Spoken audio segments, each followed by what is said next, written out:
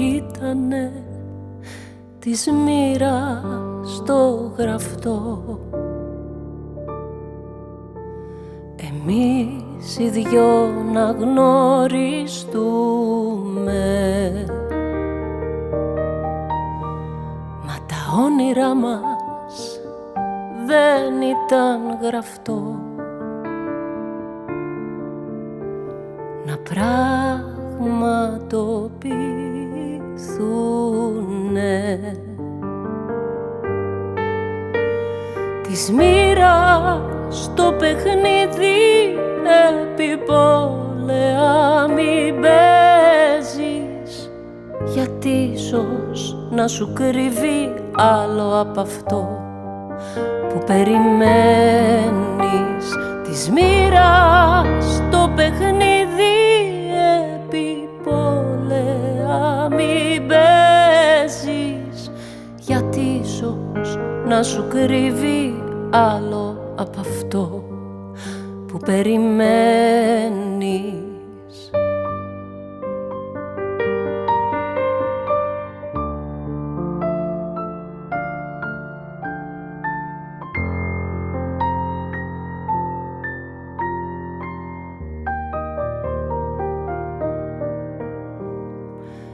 Έμοιαζε λες κι ήταν παραμύθι, μα δεν ήτανε αληθινό, γιατί τέλος έχουνε ωραίο και το δικό μας ήταν τραγικό.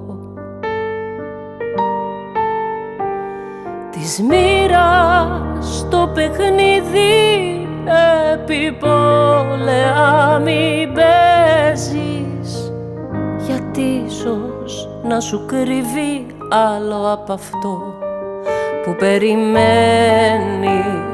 Της μοίρας το παιχνίδι επιπόλαια μην παίζεις, γιατί ίσως να σου κρύβει άλλο απ' αυτό που περιμένεις.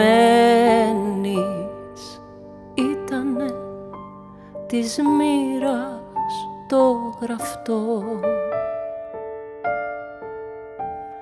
Εμείς οι δυο να γνωριστούμε.